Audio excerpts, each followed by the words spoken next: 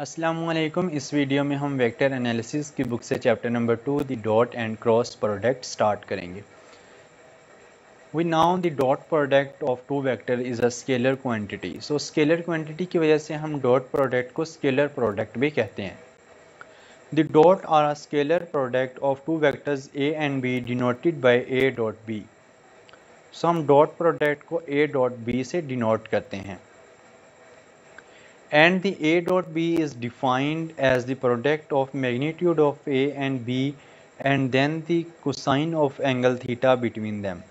So यहाँ हमारे पास डॉट प्रोडक्ट को डिफाइन किया गया है। A dot B is equal to है हमारे पास A magnitude B magnitude and cos थीटा। यहाँ हमारे पास जो थीटा है वो एंगल है और A B जो है उनके मैग्नीट्यूड्स हैं। ये हमारे पास जो एंगल थीटा है ये लाई करता है 0 डिग्री से पाई के दरमियान। सो अभी देखें उसने बताया है हमें कि ए डॉट बी जो है हमारे पास वो एक स्केलर है, वेक्टर नहीं है। ये मैंने स्टार्ट में बता दिया था। तो अभी हमारे पास कुछ लॉज हैं, उन लॉज को डिस्कस करेंगे। फर्स्ट है हमारे पास कम्यूटेटिव लॉ। सो कम्यूटेटिव लॉ में हमें पता है क्या होता है कि हमारे पास जो ए डॉट बी है वो इक्वल हो जाएगा बी डॉट ए के। नेक्स्ट है हमारे पास डिस्ट्रीब्यूटिव लॉ। डिस्ट्रीब्यूटिव लॉ में हमारे पास तीन चीज़ें होती हैं जिनको रिप्लेस किया जाता है। A dot into B plus C, ये हमारे पास लेफ्ट हैंड साइड है। देन हमारे पास जो डॉट ए डॉट है वो मल्टीप्लाई हो जाएगा A dot B plus A dot C. So dot product में डिस्ट्रीब्यूटिव लॉ भी होल्ड होता है। नेक्स्ट हमारे पास एक स्केलर क्वांटिटी ली गई है, उससे हमारे पास लॉज लिखे हुए हैं। फर्स्ट है m into A dot B. So m of A dot B हो सकता है इक्वल, और यहाँ फिर ए डॉट एम बी यहाँ फिर as a commutative A dot B फिर स्केलर क्वांटिटी, यहाँ है m स्केलर क्वांटिटी। नेक्स्ट है हमारे पास डायमेंशंस। जिस तरह हमारे पास फंक्शन में जो है वो x एक्सिस, y एक्सिस और z एक्सिस होता है, लेकिन यहाँ वेक्टर में हमारे पास डायमेंशंस i j k होती हैं। सो हमारे पास जो इसका जनरल फार्मूला था उसमें देखें a magnitude b magnitude cos theta. So अगर हमारे पास दो वेक्टर्स हैं वो पैरेलल हैं, देन हमारे पास एंगल जो है वो बनेगा 0 डिग्री। सो मैग्नीट्यूड तो हमारा 1 हो जाएगा, लेकिन cos 0 1। जब हमारे जो दो वेक्टर हैं वो पैरेलल हैं तो देन हमारा जो थीटा है वो 0 बनेगा। तो वैल्यू पुट करेंगे, cos 0 क्या हो जाएगा 1। सो 1 मल्टीप्लाई बाय 1 आंसर आ जाएगा। सो इसीलिए उसने लिखा है सिमिलर के लिए 1 i dot I, 1 j dot J, 1 k dot के 1। तो ये तीनों को उसने मिला के लिख दिया, तो आंसर क्या आ जाएगा 1 आ जाएगा। सो अभी देखें हमारे पास अगर डिफरेंट हूँ देन हमारा जो एंगल है वो 90 का बनेगा। फॉर एग्जांपल इस तरह, तो एंगल हमारा कितना बन रहा है दो वेक्टर्स के दरमियान 90 डिग्री का। सो 90 डिग्री का एंगल बनने की वजह से हमारा जो थीटा है उसकी वैल्यू 90 आ जाएगी। सो cos 90 जो है वो 0 होता है, तो ए बी की वैल्यू 1।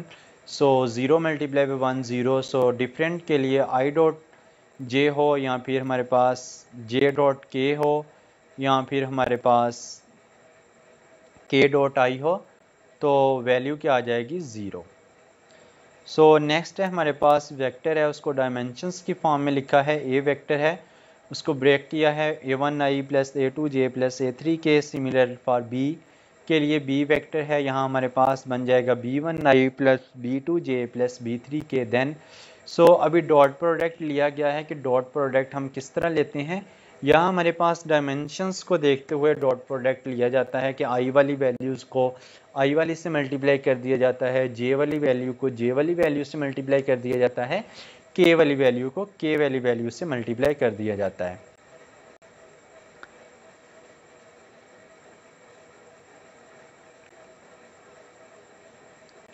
सो अभी देखें यहाँ हमारे पास है a1 i के साथ वैल्यू और यहाँ है b2 as a value i के साथ, तो इनको मल्टीप्लाई करेंगे a1 b1 हो जाएगा।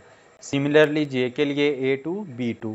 सिमिलरली के लिए A3 B3। तो ये था हमारे पास डॉट प्रोडक्ट का मेथड। अगर हम A का A के साथ लेंगे तो A1 का स्क्वायर, A2 का स्क्वायर, A3 का स्क्वायर हो जाएगा। अगर हम B का B के साथ लेंगे तो हमारे पास बन जाएगा B1 का स्क्वायर, B2 का स्क्वायर एंड B3 का स्क्वायर। सो नेक्स्ट है हमारे पास if A dot B is equal to 0 and A and B are not null vectors. अगर वो कहता है कि A डॉट B जो है वो 0 है और वो नल वेक्टर नहीं है, then A and B are perpendicular. ये हमने अभी देखा था कि जब हमारे पास 0 होगा तो हमारा जो क्या था 90 एंगल बनेगा। 90 एंगल का क्या मतलब कि परपेंडिकुलर।